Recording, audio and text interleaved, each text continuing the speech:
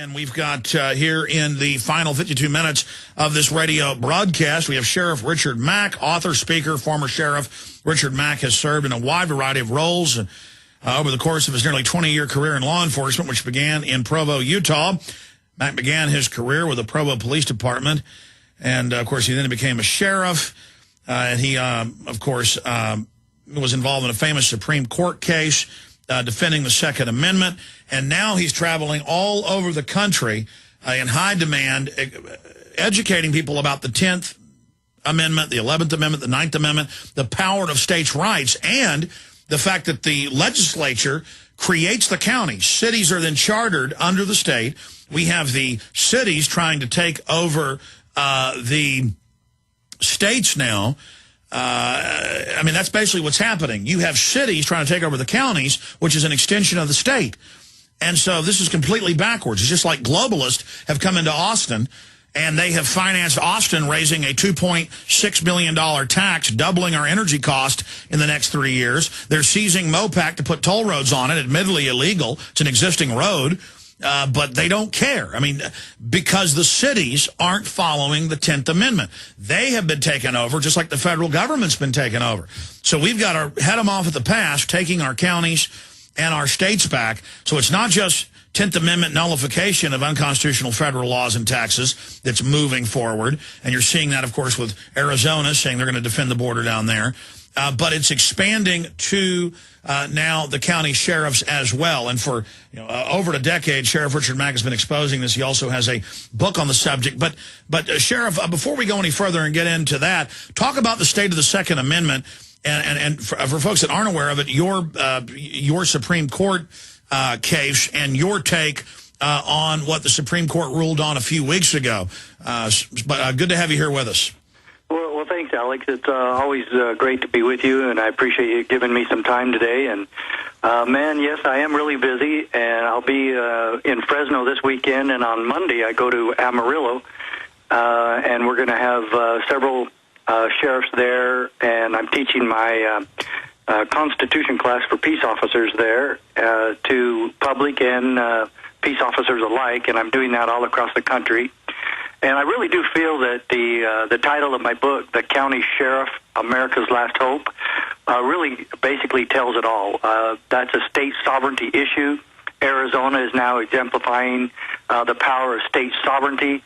It is the only answer left. I don't see any other recourse for the states or for personal freedom other than states standing against the incursions of the federal government. Well, Sheriff, I want to get to that in a moment, but I want to go back first to your history for folks who may not know who you are. We're on a lot of new stations since you were last on with us, and kind of talk about your awakening so other officers can basically see it from that perspective. And then let's get into your Supreme Court case and where you see the Second Amendment being. Then we'll spend the rest of the hour on the states' rights movement. All right, well, fantastic. Well, when I was elected sheriff here in southern Arizona, it was a Graham County back in 1988. Then I was reelected in 1992, and then the Brady bill came out in it was signed into law by Bill Clinton at the end of 1993, and it went into effect February of 1994.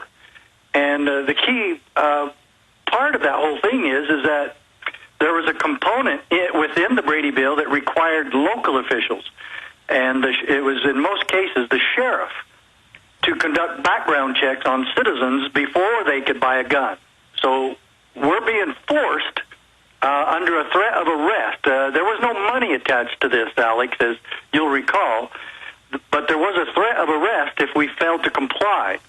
So this is the first time in U.S. history that the United States Congress wished to compel and commandeer the office of sheriffs for federal bidding. So this is the picture, this is the perspective. Local officials elected by, for, and of the people to serve their needs and to serve their constitutional rights are now being dragooned, as one of the judges called it. We're now being dragooned into federal service and forced to violate our oath of office and to violate the rights of our citizens to keep and bear arms.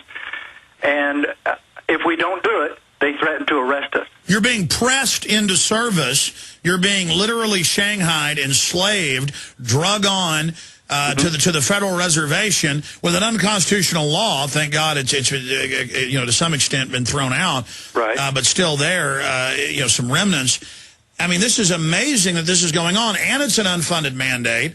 It's literally indentured servitude. I mean, there's so many issues here. Continue. Well, and it's funny that you mentioned indentured servitude, because I actually filed on the 13th Amendment, which was, just what you said, unlawful servitude. Yes. And to the federal government.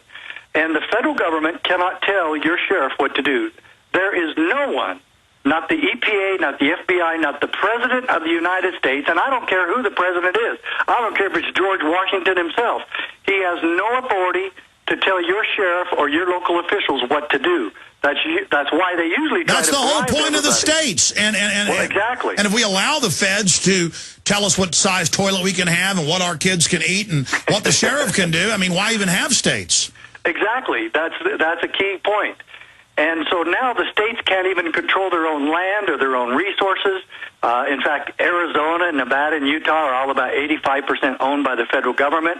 My county of Graham County, Arizona, is 95% owned by the federal government.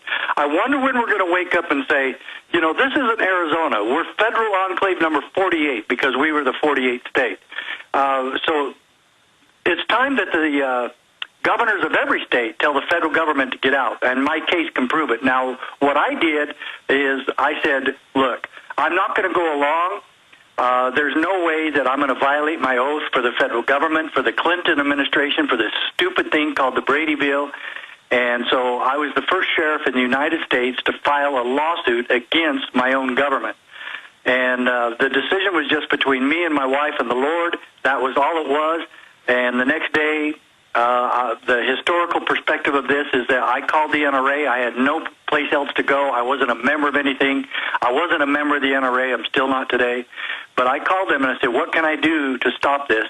And they said, we've already been working on this case, and we needed a sheriff to call so we could have standing. And I said, well, let's do it. I want my own lawyer, though, and they recommended a lawyer for me that I hired personally out here in Arizona by the name of Dave Hardy. He worked with the NRA lawyers. And we got this thing filed the very day the Brady bill took effect on February 28, 1994. Then some other sheriffs joined the case, and there was only 5 or 6 that came in. Sheriff Prince from Montana and I ended up at the United States Supreme Court in December of 1996. And on June 27, 1997, the United States Supreme Court ruled that the Brady bill was indeed unconstitutional, that the federal government cannot tell the states what to do, that they cannot, and this is in the ruling itself. Let me tell you what this is. So they indentured the gun dealers instead, and it should be thrown out on that. But the point is, you took action, you sued, you got involved. Americans want to know what solutions are. Everybody just start standing up to the feds. We'll win, lose, we'll draw. But we know if we lay down, we're going to lose. Go ahead.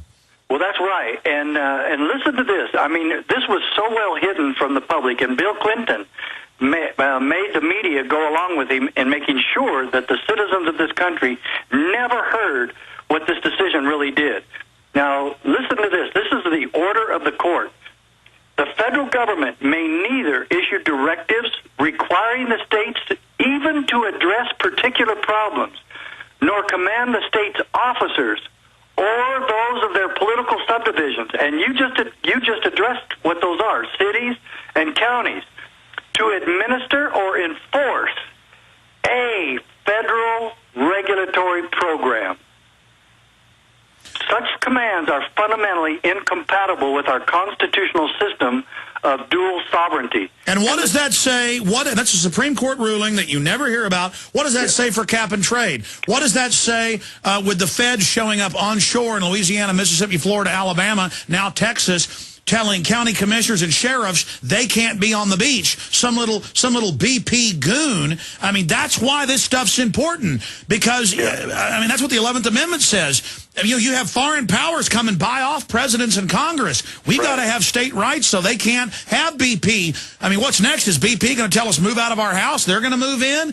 Next, we got to give our daughters to BP? Like, prima noctu 600 years ago in England? Yeah, prima noctu was, you're starting to wonder, because they're sure raping our land all the time. Now, it also says a lot about nationalized socialistic health care, Alex, as you well know.